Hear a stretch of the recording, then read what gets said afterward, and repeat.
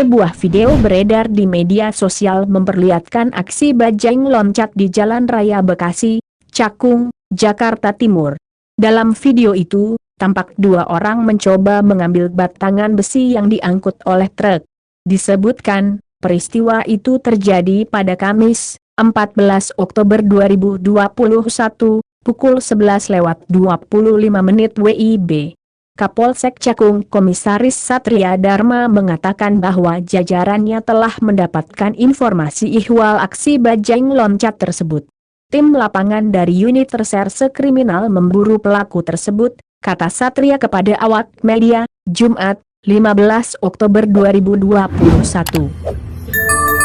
Enak banget. Buset besinya. Berapa ya? Satu gede itu.